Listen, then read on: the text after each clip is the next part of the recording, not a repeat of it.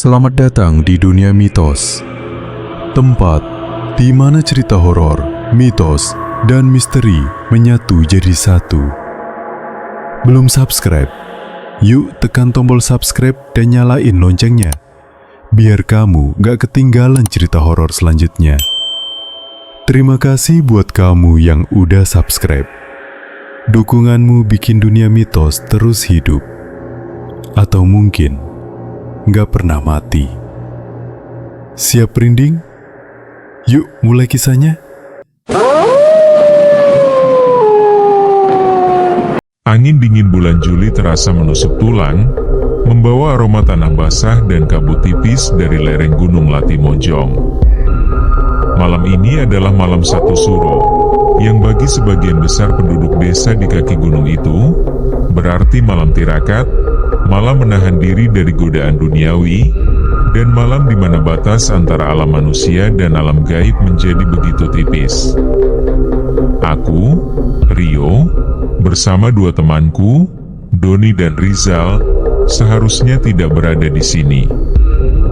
Niat awal kami adalah mendokumentasikan tradisi unik malam satu suro di desa terpencil ini untuk tugas akhir kami. Namun, obsesi Doni pada hal-hal mistis dan cerita-cerita angker tentang makam keramat di puncak bukit belakang desa, membuat kami bertiga malah terdampar di tengah hutan pinus yang gelap gulita. Serius, Don, ini bukan ide bagus, bisikku, melirik jam tangan. Pukul 11 malam. Hanya 1 jam lagi sebelum puncak malam satu suro. Kita harusnya di penginapan, bukan di sini. Doni hanya tertawa sinis, senter di tangannya bergerak liar, menyoroti bayangan-bayangan pohon pinus yang menari-nari seperti siluet raksasa. Ayolah, Rio. Kapan lagi kita bisa merasakan langsung aura malam satu suro di tempat seseram ini? Lagi pula, makam itu kan cuma legenda. Rizal, yang sedari tadi hanya dia mengamati sekeliling, akhirnya angkat bicara. Legenda yang diceritakan turun-temurun oleh nenek moyang di desa ini, Don. Mereka bilang, arwah-arwah penasaran di makam itu akan bangkit dan mencari tumbal di malam satu suro. Suaranya terdengar tegang, bergetar. Makanya kita kesini, seru Doni bersemangat. Bayangkan kalau kita bisa merekam atau setidaknya merasakan sesuatu yang supernatural. Pasti keren buat tugas kita. Aku menghela napas. Persahabatan kami memang diuji oleh kegilaan Doni ini. Kami terus berjalan, mengikuti jalan setapak sempit yang semakin lama semakin menanjak. Udara semakin dingin, dan suara jangkrik serta desiran angin di antara pepohonan pinus terasa seperti bisikan-bisikan tak kasat mata. Tiba-tiba, Doni menghentikan langkah.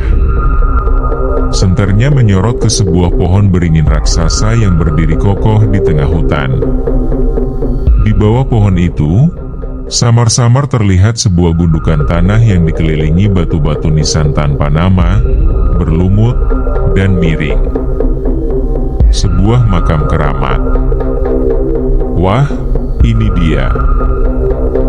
Doni berbisik penuh kemenangan. Persis seperti yang diceritakan. Jantungku berdebar kencang. Aura di sekitar tempat itu terasa berat, dingin, dan menyesakkan. Bau bunga melati yang seharusnya menenangkan, justru tercium pekat dan memuakkan, seolah-olah bercampur dengan bau tanah kuburan. Don, kita cuma lihat sebentar saja, ya? Kataku, berusaha menjaga suara agar tidak terdengar gentar. Jangan aneh-aneh. Doni tidak menjawab. Dia melangkah maju, mendekati gundukan tanah itu.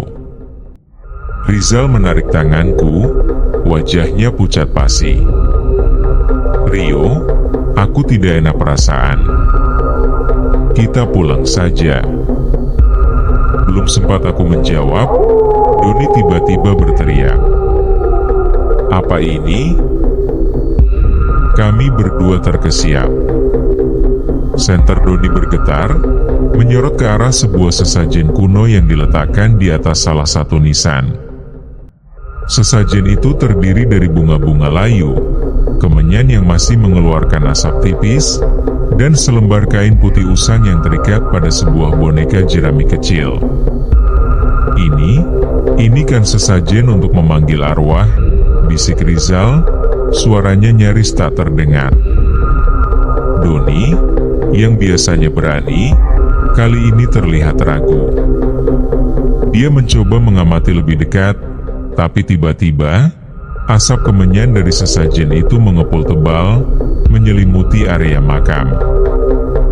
Bau melati semakin menyengat, membuat perutku mual. Kemudian, kami mendengarnya. Suara tangisan. Bukan tangisan manusia, melainkan tangisan lirih yang terdengar begitu pilu, seperti ratapan seorang wanita yang sedang berduka. Suara itu datang dari arah belakang pohon beringin, dan perlahan-lahan semakin mendekat. "Siapa itu?" Doni bertanya, suaranya tercekat. Tangannya gemetar saat memegang senter. Kami bertiga terdiam, terpaku di tempat. Tangisan itu semakin jelas, dan kini diselingi dengan suara isakan tertahan. Jantungku serasa ingin melompat keluar dari dada. Keringat dingin mulai membasahi punggungku. Tiba-tiba, dari balik pohon beringin, sesosok perempuan berambut panjang terurai muncul. Rambutnya menutupi wajahnya, dan dia mengenakan gaun putih panjang yang sudah usang dan kotor. Dia berjalan perlahan, langkahnya gontai, seperti tidak memiliki tenaga. "Jangan mendekat," teriakku, refleks. Perempuan itu berhenti. Perlahan, dia mengangkat kepalanya. Rambutnya yang panjang dan kotor perlahan tersibak, menampakkan wajahnya. Dan saat itulah, kami melihatnya. Wajahnya pucat pasi, matanya cekung dan hitam, seolah tidak memiliki pupil. Bibirnya membiru, dan dari hidung serta telinganya, mengalir cairan hitam pekat yang menjijikan. Dia tidak memiliki mulut. Hanya sebuah lubang hitam menganga di tempat seharusnya ada mulutnya. Dia bukan manusia," bisik Rizal, dan kemudian, dia pingsan. Doni berteriak histeris, menjatuhkan senternya. Cahaya senter itu bergulir, menyorot ke wajah perempuan itu yang kini tampak jelas di bawah sorotan rembulan yang sesekali muncul dari balik awan. Perempuan itu tidak bergeming, namun tangisan pilu tanpa suara itu semakin kuat, menggema di hutan yang sunyi. Aku mematung, tubuhku terasa lumpuh karena ketakutan. Perempuan itu perlahan-lahan mengangkat tangan kanannya yang kurus. Jari-jarinya panjang dan kuku-kukunya hitam. Dia menunjuk ke arah Doni, lalu ke arahku. Doni, yang masih teriak-teriak ketakutan, tiba-tiba membalikkan badan dan lari sekuat tenaga menuruni bukit, meninggalkan senter dan kami berdua. Aku tidak bisa bergerak. Mataku terpaku pada perempuan itu. Dia tidak mengejar Doni. Matanya yang gelap kini menatapku lekat-lekat. Tubuhnya perlahan melayang, beberapa senti di atas tanah. Tiba-tiba, udara di sekitarku terasa sangat dingin, seperti suhu di kutub es. Aku bisa merasakan napas dingin di leherku, meskipun perempuan itu masih berjarak beberapa meter dariku. Kembalikan. Suara itu bukan suara tangisan lagi. Itu adalah suara bisikan parau yang sangat dalam, seperti suara yang datang dari dasar bumi.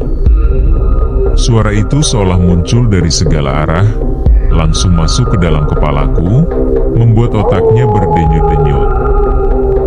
"Kak, kembalikan apa?" Aku berhasil bertanya, meskipun suaraku bergetar hebat. Perempuan itu tidak menjawab. Dia hanya menunjuk ke arah sesajen yang diletakkan Doni di makam. Tepatnya, ke arah boneka jerami kecil yang terikat di kain putih usang. Aku menelan ludah. Ini pasti ada kaitannya dengan boneka itu. Mungkin Doni tanpa sengaja telah mengambil atau memindahkan sesuatu yang tidak seharusnya. Aku tidak mengambil apa-apa," kataku, berusaha meyakinkannya.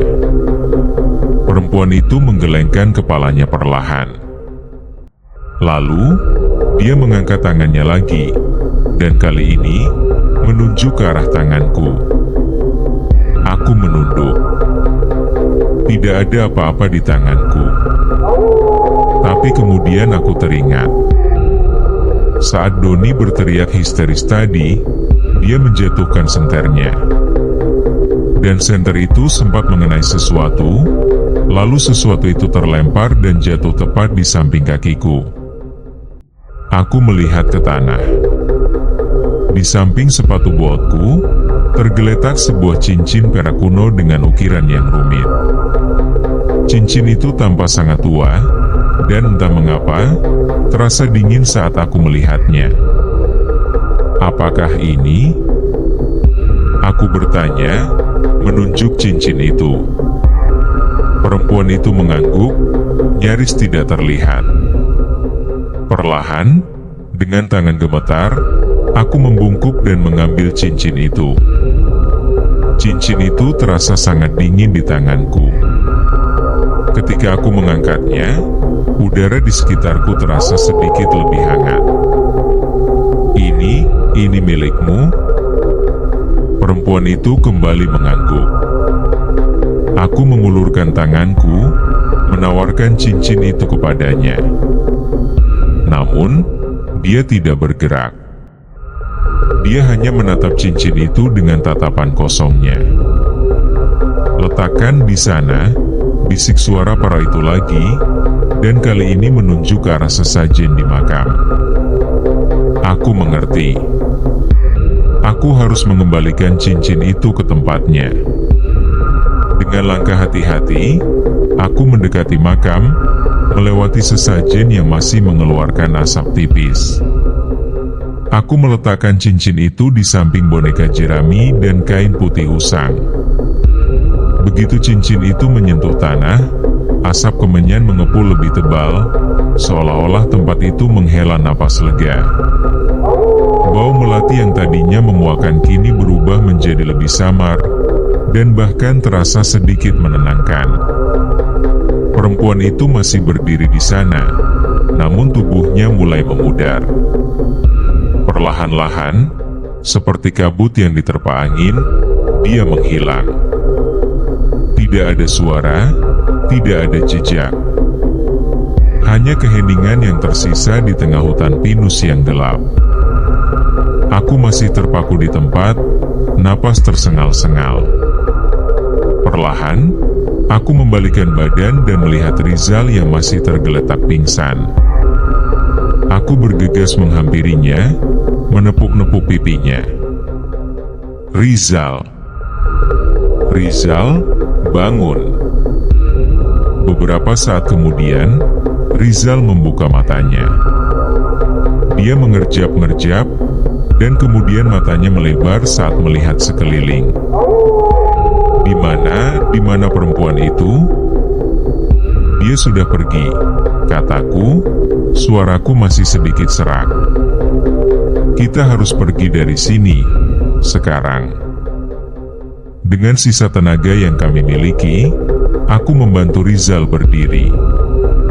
Kami berjalan perlahan, menuruni bukit, mengikuti jejak senter Doni yang tergeletak di jalan. yang tadi berlari tunggang langgang, sudah tidak terlihat. Kami terus berjalan dalam keheningan, sesekali melirik ke belakang, memastikan tidak ada lagi sosok yang mengikuti kami. Udara terasa lebih ringan, meskipun ketegangan masih menyelimuti kami. Ketika kami tiba di pinggir desa, fajar mulai menyingsing di ufuk timur. Cahaya keperakan mulai menerangi desa, dan kami bisa melihat beberapa penduduk desa yang sudah memulai aktivitas mereka. Sebagian besar masih dalam balutan kain sarung setelah tirakat malam. Kami tidak berani menceritakan apa yang kami alami kepada siapapun. Aku tahu, jika kami menceritakannya, tidak ada yang akan percaya. Mereka hanya akan menganggap kami berhalusinasi karena berada di tempat keramat saat malam 1 Suro. Doni ditemukan keesokan paginya di sebuah pos ronda desa, dalam keadaan syok berat. Dia terus-menerus mengigau tentang mata hitam dan suara tanpa mulut. Kami berhasil meyakinkannya bahwa itu hanyalah mimpi buruk, dan dia tidak perlu mengingatnya lagi. Sejak saat itu, kami tidak pernah lagi membahas tentang malam 1 Suro, makam keramat, atau perempuan bergaun putih. Tugasku dan Rizal akhirnya berhasil diselesaikan dengan baik, meskipun tanpa rekaman horor yang diinginkan Doni. Namun, setiap kali malam 1 Suro tiba, aku tidak akan pernah melupakan dinginnya angin malam di lereng Gunung Latimojong, bau melati yang memuakan, dan mata cekung tanpa pupil dari sosok perempuan yang berbisik, "Kembalikan." Dan aku tahu, di suatu tempat di makam keramat itu, cincin perak kuno itu pasti sudah kembali ke pemiliknya yang abadi, menunggu malam 1 Suro berikutnya untuk kembali mencari sesuatu yang hilang. 2 tahun telah berlalu sejak malam 1 Suro yang mengerikan itu. Aku, Rio, dan Rizal berusaha keras melupakan kejadian di makam keramat Gunung Latimojong. Doni, meskipun perlahan pulih dari syoknya, tidak pernah lagi tertarik pada hal-hal mistis. Dia bahkan berhenti mengambil mata kuliah yang berhubungan dengan dokumentasi budaya. Kami bertiga sepakat untuk tidak membahasnya, seolah-olah pengalaman itu hanyalah mimpi buruk kolektif. Namun, di penghujung bulan Juli ini, hawa dingin yang menusuk tulang kembali terasa. Malam 1 Suro akan segera tiba. Sebuah perasaan tidak nyaman mulai menyelimutiku. Rizal pun merasakan hal yang sama. Dia menghubungiku beberapa hari yang lalu, suaranya terdengar cemas. "Rio, aku merasa tidak enak," katanya di telepon. "Aku sering mimpi buruk tentang perempuan itu. Dan aku mendengar suara tangisan di sekitar rumahku, padahal tidak ada siapa-siapa." Aku mencoba menenangkannya, tapi sebenarnya, aku sendiri juga merasakan keganjilan. Sejak seminggu yang lalu, aku sering mencium bau melati yang sangat pekat, bahkan di tempat-tempat yang tidak ada bunga melati sama sekali. Terkadang, aku juga merasa seperti ada yang mengawasiku dari sudut pandang, bayangan hitam yang sekilas terlihat di ekor mata. Malam itu, di kediamanku di Palu, udara terasa sangat pengap meskipun AC menyala penuh. Hujan deras mengguyur kota sejak sore, dan petir sesekali menyambar, menerangi kamarku dengan kilatan cahaya yang menakutkan. Jam menunjukkan pukul 23.30 WITA. Tengah malam sebentar lagi. Aku mencoba membaca buku, tapi pikiranku terus melayang. Tiba-tiba, ponselku berdering. "Doni, Rio, tolong aku." Suaranya histeris, terputus-putus oleh isakan. Dia datang. Jantungku mencelos. "Don, siapa? Ada apa?" Perempuan itu, dia ada di luar. Aku melihatnya di jendela. Doni berteriak, suaranya pecah. Dia menunjuk ke arahku, dia mau mengambilku. Aku bisa mendengar suara kaca pecah di latar belakang, disusul jeritan Doni yang kemudian terputus. Panggilan telepon mati. Tubuhku membeku. Tidak mungkin. Doni tinggal di kota yang berbeda, ratusan kilometer dari Latimojong. Bagaimana mungkin perempuan itu sampai ke sana? Apakah dia tidak terikat pada makam itu lagi? Atau jangan-jangan kami memang telah membawa sesuatu dari sana? Seketika itu juga, bau melati yang menyengat memenuhi kamarku. Bau yang kini tak lagi menenangkan, justru memuakkan dan terasa mencekik. Lampu kamarku berkedip-kedip, dan akhirnya padam, meninggalkan aku dalam kegelapan total, hanya diterangi sesekali oleh kilatan petir di luar jendela. Aku meraih senter di nakas, tanganku gemetar hebat. Aku menyorotkannya ke sekeliling kamar. Tidak ada apa-apa. Hanya bayanganku sendiri yang menari-nari di dinding. Aku mencoba menenangkan diri, mencoba meyakinkan diriku bahwa ini hanyalah halusinasi akibat ketakutan. DUG, DUG, DUG. Suara itu berasal dari dinding di belakang lemariku. Seperti seseorang memukul-mukul dinding dengan benda tumpul. Aku menarik napas dalam-dalam, mencoba mengabaikannya. Tapi suara itu semakin intens, semakin kuat, seolah-olah ada sesuatu yang mencoba mendobrak dari dalam dinding. Kerak! Sebuah retakan panjang muncul di dinding, tepat di belakang lemari. Retakan itu memanjang dengan cepat, diiringi suara seperti tulang patah. Aku melangkah mundur, menjauhi dinding itu, jantungku berdegup kencang. Dari retakan itu, mulai merembes cairan hitam pekat, persis seperti yang keluar dari hidung dan telinga perempuan itu 2 tahun lalu. Cairan itu menetes ke lantai, membentuk genangan kecil yang mengeluarkan asap tipis dan bau busuk yang tidak bisa dijelaskan. Kembalikan, bisikan itu, suara parau yang dalam, yang dulu kudengar di makam.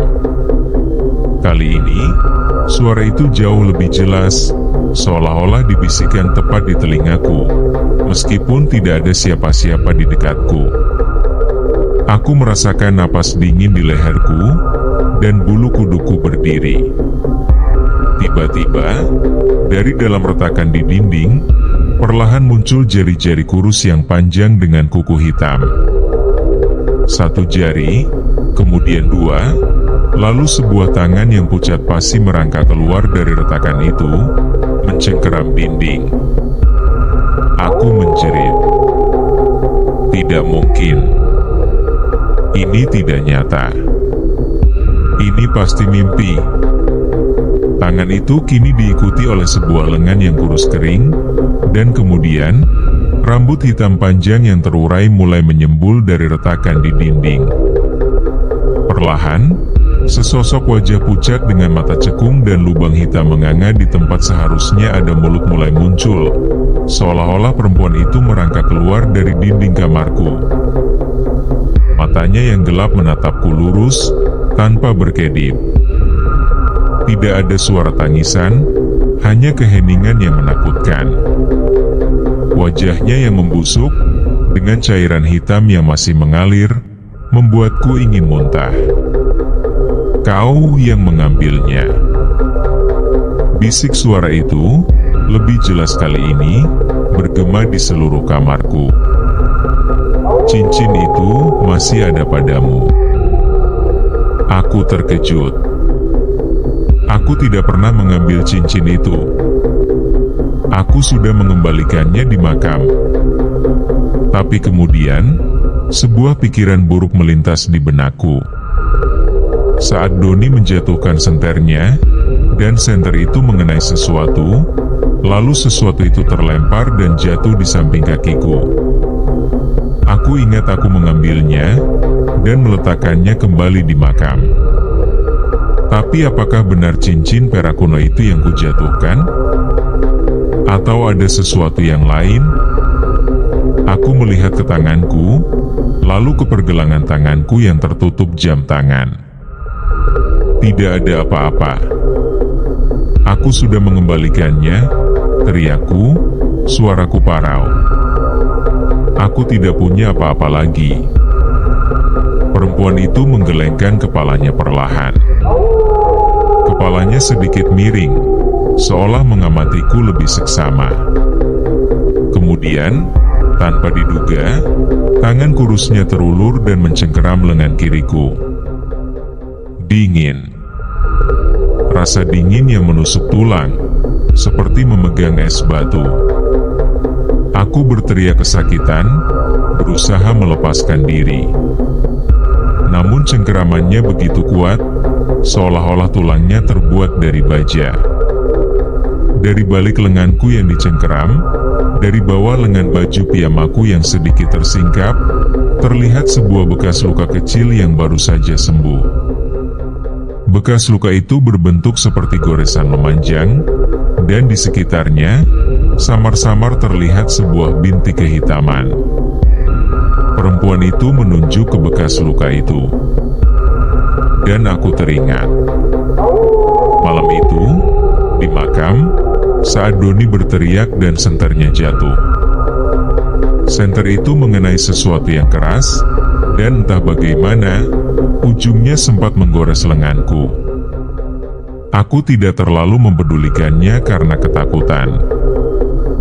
Dan kini, dari bekas luka itu, samar-samar terlihat sebuah goresan perak kecil yang tertanam di bawah kulitku, tepat di bintik kehitaman itu. Sebuah serpihan kecil. Serpihan cincinku. Bisik perempuan itu, suaranya penuh keputusasaan dan amarah. Kau membawanya bersamamu. Jadi selama ini, aku tidak mengembalikan seluruh cincin itu. Ada sepotong kecil yang tergores dan masuk ke dalam kulitku, menjadi bagian dari diriku. Dan itulah yang dicari oleh arwah penasaran ini. Dia tidak marah karena kami mengganggunya. Dia marah karena kami telah mengambil bagian dari dirinya. Aku berusaha berteriak, meminta tolong, tapi suaraku seolah tertahan di tenggorokan. Perempuan itu menarik lenganku, perlahan tapi pasti, mencoba menarikku ke dalam dinding, ke dalam kegelapan di mana dia bersembunyi. Aku meronta sekuat tenaga, tapi dia terlalu kuat. Lenganku terasa seperti ditarik paksa dari sendinya. Cairan hitam dari dinding mulai mengalir ke lantai, mengalir ke arahku, seolah mencoba menelan kakiku. Tolong! Aku berhasil memekik, air mataku mengalir deras. Tepat saat itu, di luar, adzan subuh mulai berkumandang, memecah kesunyian malam. Suara adzan yang syahdu itu seolah menjadi tameng tak kasat mata. Perempuan itu terdiam. Cengkeramannya melonggar. Dia mendongak, menatap ke arah jendela, seolah terganggu oleh suara adzan. Matanya yang gelap memancarkan amarah, tapi juga keputusasaan. Perlahan, tubuhnya mulai menarik diri kembali ke dalam retakan di dinding. Jari-jari kurusnya yang tadi mencengkeramku perlahan menghilang, disusul oleh lengannya, lalu rambutnya, dan terakhir, wajah pucatnya yang mengerikan. Retakan di dinding itu perlahan menutup, seolah tidak pernah ada. Cairan hitam yang menggenang di lantai perlahan mengering dan menguap, meninggalkan noda kehitaman yang samar. Bau melati yang tadi memenuhi ruangan juga menghilang, digantikan oleh aroma tanah basah setelah hujan. Aku terengah-engah, tergeletak di lantai, tubuhku gemetar hebat.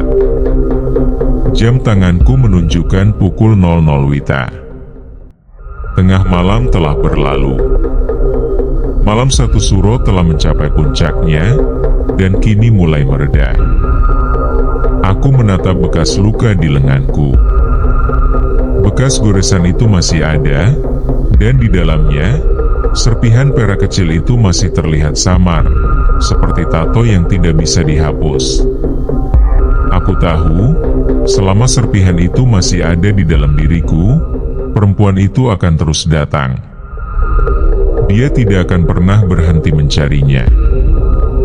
Doni, keesokan harinya, ditemukan di kamarnya dalam keadaan tidak sadarkan diri. Dia tidak terluka fisik, tapi jiwanya terasa kosong. Dokter mengatakan dia mengalami trauma berat dan butuh waktu lama untuk pulih. Rizal, untungnya, tidak mengalami hal separah itu, meskipun dia juga terlihat sangat ketakutan. Kami tidak berani menceritakan apa yang sebenarnya terjadi kepada siapapun. Aku tahu, jika aku ingin hidup tenang, aku harus mencari cara untuk mengeluarkan serpihan cincin itu dari tubuhku. Tapi bagaimana? Dan apakah itu cukup? Atau akankah kutukan malam 1 Suro ini terus menghantuiku hingga akhir hayat? Pertanyaan-pertanyaan itu terus menghantui pikiranku, mengisi setiap malam dengan ketakutan yang tak terucap. Setiap kali aku merasakan hawa dingin, mencium bau melati, atau mendengar suara bisikan di telingaku, aku tahu dia akan datang. Dan kali ini, dia tidak akan berhenti sampai cincinnya kembali utuh. Kisah yang telah kita dengar adalah sebuah pengingat akan hal-hal gaib yang ada di sekitar kita. Dalam ajaran Islam yang syahih, kita diajarkan untuk selalu memohon perlindungan hanya kepada Allah Subhanahu wa Ta'ala. Jin dan syaitan itu ada, namun kekuatan mereka sangatlah terbatas di hadapan kekuasaan Allah. Kisah Rio dan teman-temannya menunjukkan bahaya mencari tahu hal-hal gaib tanpa dasar ilmu yang benar dan iman yang kuat. Rasa penasaran yang berlebihan terhadap hal-hal mistis, apalagi sampai mendatangi tempat-tempat yang diyakini angker, bisa menjadi celah bagi gangguan dari makhluk halus. Al-Quran dan Sunnah adalah petunjuk kita. Jika kita ingin mengetahui tentang alam gaib, kita bisa mempelajarinya dari sana, bukan dengan mencari pengalaman langsung yang bisa membahayakan diri. Selain itu, dalam Islam, kita sangat dianjurkan untuk tidak berbuat syirik, menyekutukan Allah, termasuk meminta pertolongan atau mendatangi dukun dan peramal. Semua perlindungan dan kekuatan datangnya dari Allah semata. Menggantungkan diri pada benda keramat atau perbuatan yang bertentangan dengan syariat Islam justru akan menjauhkan kita dari rahmat dan perlindungannya. Doa dan zikir adalah benteng terkuat seorang muslim. Membaca ayat kursi, surat Al-Ikhlas, Al-Falah, dan An-Nas adalah sebagian dari amalan yang bisa melindungi kita dari gangguan jin dan syaitan. Ingatlah, iman yang kuat dan ketaatan pada ajaran agama adalah kunci keselamatan di dunia maupun akhirat. Bagaimana menurutmu tentang bahaya di balik rasa penasaran terhadap hal mistis? Bagikan pendapatmu di kolom komentar.